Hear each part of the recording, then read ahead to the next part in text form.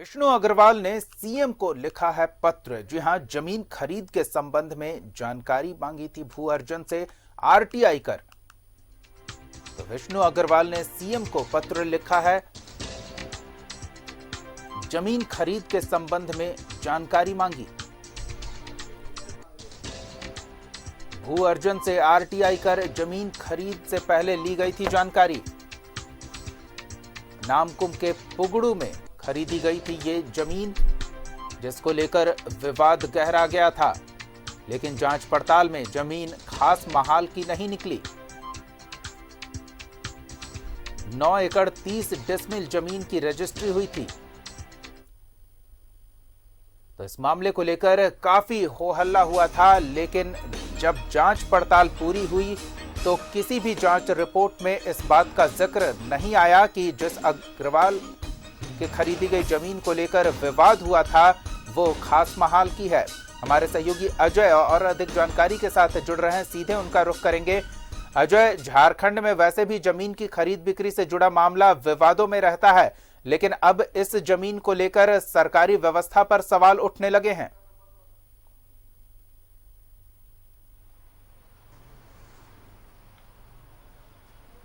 जी आकाश।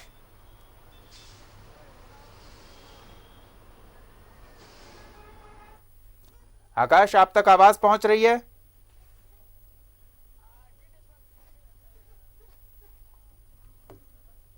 बिल्कुल सही कहा आपने कि जिस तरह से जमीन को लेकर के एक विवाद खड़ा किया जा रहा है, वह जो दस्तावेज हैं उनसे यह साबित होता है कि इस तरह की कहीं कोई बात नहीं है।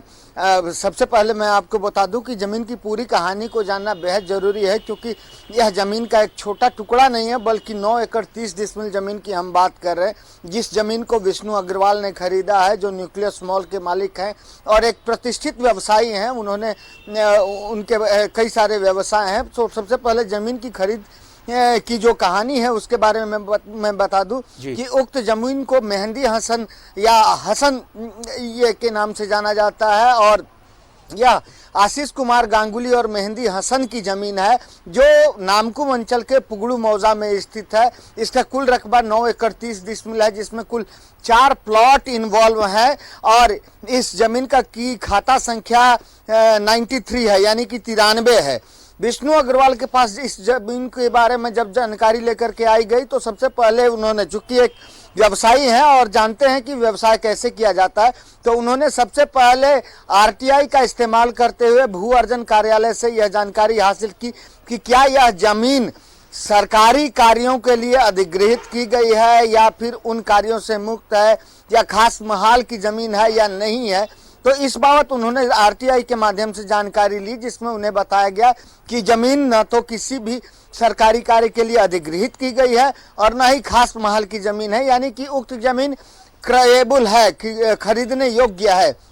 इसके बाद उन्होंने तमाम दस्तावेजों की जांच की। दस्तावेजों की जांच करने का आशय यह है कि जमीन पर किसका दखल कब्जा है, जमीन किसके नाम से है, जमीन की रसीद कट रही है या नहीं, पंजी 2 में जमीन पर संबंधित जमीन मालिक का नाम दर्ज है या नहीं। ये सारी जो प्रक्रियाएं हैं उन्हें पूरा करने के बाद उन्होंने 9 एकड़ 30 डिसमिल जमीन जिसका रकबा है उसे 1 करोड़ 54 लाख रुपए का स्टाम्प ड्यूटी पे करके उसकी रजिस्ट्री अपने नाम से कराई, ताकि वहाँ एक बिल्डिंग खड़ी कर सकें और एक डेवलपमेंट का काम कर सके। इसके बाद उन्होंने जमीन की रजिस्ट्री कराई। स्वाभाविक है कि जब भी कोई व्यक्ति जमीन की रजिस्ट्री कराता है तो उसके बाद उसकी दूसरी प्रक्रिया होती है मालिकाना हक के लिए, स्वामित्व के लिए, कि उसका म्यूटेशन करा लिया जाए। तो उन्होंने संबंधित नामकुम अंचल में म्यूटेशन के लिए आवेदन दिया, लेकिन वहां बताया गया कि उक्त जमीन पर न्यायालय का एक वाद चल रहा है। वाद की वजह से फिलहाल म्यूटेशन नहीं किया जा सकता है, यह कहकर उनके म्यूटेशन को रोक दिया गया। इसके बाद उन्होंने उच्च अधिकारियों से भी इस बाबत गुहार लगाई और इसके बाद तमाम प्रकार की जांच हुई। भू राजस्व विभाग ने अपने स्तर से जांच कराई। उपायुक्त को आदेश दिया गया कि वो अपनी ओर से जांच करके यह बताएं कि ज़मीन कैसी है और ज़मीन की रजिस्ट्री कहीं गलत तरीके से तो नहीं की गई है, क्योंकि ज़मीन को खास महाल की ज़मीन बताया जा रहा है। इसके बाद इसी साल 8 जनवरी 2020 को उपायुक्त की ओर से पत्र लिखकर भू राजस्व विभाग को यह सूचित किया गया कि जमीन खास महल की नहीं है और सब रजिस्ट्रार के यहाँ खास महल की जो सूची उपलब्ध है उसमें भी कहीं इस जमीन का जिक्र नहीं है कि यह जमीन खास महल की जमीन है। इसके अलावा विष्णु अग्रवाल ने अपने पक्ष में 2011, 2015 और 2019 में जो खास महल की, पूरे झारखंड की जो खास महल की जमीनें हैं उनसे संबंधित जो सूची प्रकाशित की गई वो प्रस्तुत की और उसमें भी इस जमीन का कहीं जिक्र नहीं है। तो यानी कि कह सकते हैं न तो सरकारी दस्तावेजों में कहीं यह संधारित है कि जमीन खास महल की है और न ही सब रजिस्ट्रार के यहाँ, चूंकि रजिस्ट्री करने से पहले उन्हें यह सुनिश्चित करना होता है कि जमीन सरकारी नहीं है या खास महल की नहीं है, तो वहाँ भी उक्त जमीन का कहीं कोई वर्णन नहीं है खास महल की जमीन के तौर पर। तो ये सारी चीज़ों को देखने के बाद जमीन की रजिस्ट्री हुई, जैसा कि उपायुक्त ने अपने पत्र में लिखा है। इसके बाद जमीन के नेचर की जांच के बारे में कहा गया था, तो इस बाबत उपायुक्त ने एसी से जांच कराई।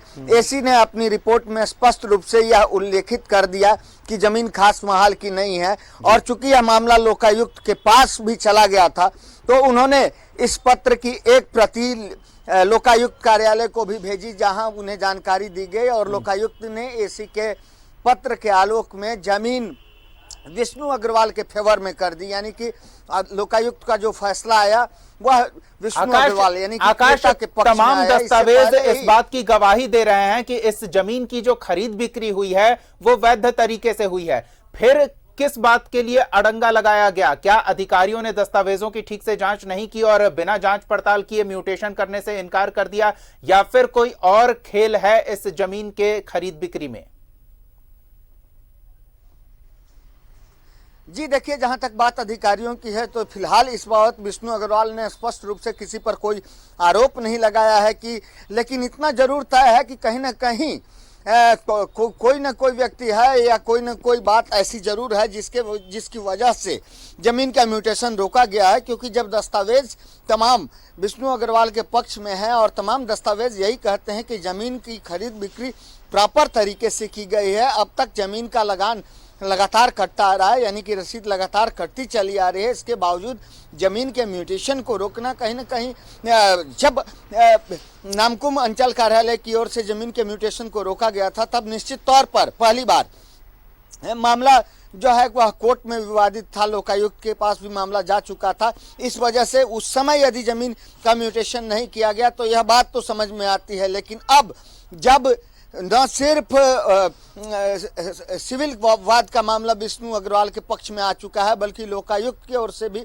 विष्णु अग्रवाल के पक्ष में फैसला सुनाया जा चुका है, इसके बावजूद जब दोबारा उन्होंने म्यूटेशन के लिए आवेदन दिया तब उनके म्यूटेशन को रोका जाना कहीं ना कहीं एक संदेह जरूर पैदा करता है कि कहीं ना कहीं कोई ना कोई कुछ न कुछ बात जरूर है। दीपक, आकाश, जब सरकारी तंत्र में कहीं कोई लापरवाही होती है तो विभागीय कार्रवाई भी होती है। अगर कोई अधिकारी अपने कर्तव्यों का ठीक से निर्वहन न करे तो कार्रवाई स्वाभाविक है। तो क्या इस मामले में इस तरह की भी कोई बात सामने आ रही है? जी देखिए, अब तक इस तरह की कहीं कोई बात सामने नहीं आई है कि किस अधिकारी के स्तर से किस तरह से एक व्यवसायी को परेशान किया जा रहा है। हालांकि उन्होंने इस बात मुख्यमंत्री और प्रधान सचिव, मुख्य सचिव को भी पत्र लिखा है कि आखिर किस वजह से उनकी जमीन का म्यूटेशन नहीं किया जा रहा, और उन्होंने स्पष्ट रूप से मुख्यमंत्री को पत्र लिखकर यह जानकारी मांगी है कि जमीन की खरीद से पहले किन दस्तावेजों की जांच की जानी चाहिए, क्योंकि उनके पास जो जानकारी है, व्यवसायी के पास जो जानकारी है, उसके मुताबिक जो चीज़ें और अमूमन जो लोग करते हैं वो सारी प्रक्रियाओं को उन्होंने पूरा किया। जमीन से संबंधित दस्तावेजों की जांच की, उसके म्यूटेशन, उसके रसीद देखा, पंजी 2 देखा, उसका खतियान देखा, खाता खसरा, खेवट इत्यादि सारा कुछ देखने के बाद उन्होंने जमीन की खरीदगी की। इसके बावजूद यदि कहीं कोई बात रह जाती है तो कृपया उन्हें सूचित किया जाए। उन्होंने आग्रहपूर्वक मुख्यमंत्री कार्यालय से यह आग्रह किया है, मुख्य सचिव कार्यालय से यह आग्रह किया है। लेकिन फिलहाल यदि हम किसी अधिकारी को सीधे सीधे कटघरे में खड़े करें तो ऐसा कोई आरोप व्यवसायी की ओर से चूंकि लगाया नहीं गया है, लेकिन हो सकता है क्योंकि व्यवसायी अमूमन अधिकारियों के खिलाफ मुंह नहीं खोलना चाहते या वो सीधे साधे व्यवसाय से जुड़े हुए व्यक्ति होते हैं और ऐसी चीज़ों में नहीं पड़ना चाहते, तो यह एक कारण हो सकता है। लेकिन दस्तावेजों का अवलोकन करने के बाद यह लगता है प्रथम दृष्टया कि जमीन का म्यूटेशन हो जाना चाहिए, इसे रोका नहीं जाना चाहिए किसी भी कीमत पर।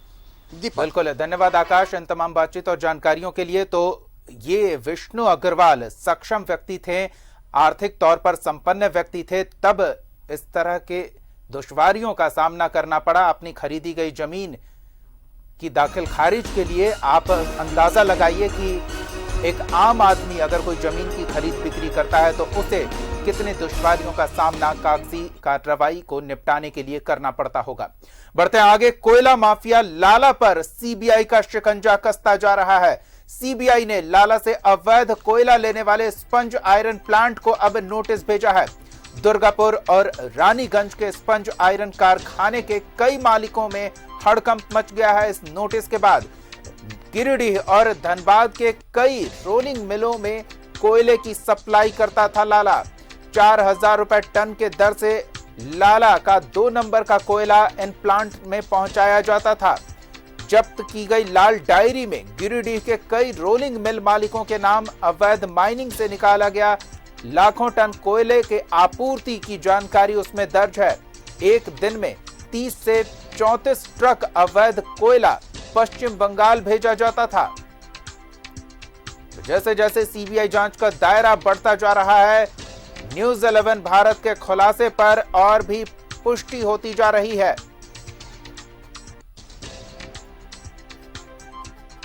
लाला के अवैध काले कारोबार का एक एक पन्ना करोड़ों के गड़बड़ झाले की ओर इशारा कर रहा है। जो डायरी सीबीआई के हाथ लगी है, उस डायरी में दर्ज जानकारी के आधार पर सीबीआई अपने जांच का दायरा आगे बढ़ा रही है, कार्रवाई हो रही है।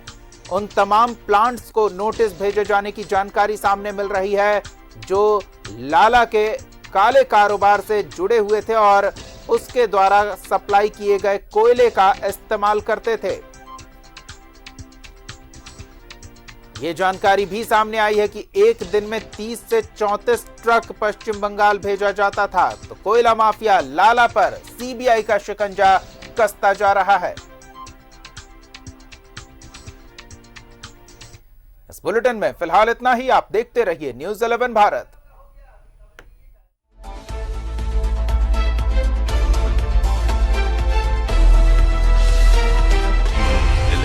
सच है तो दिखे।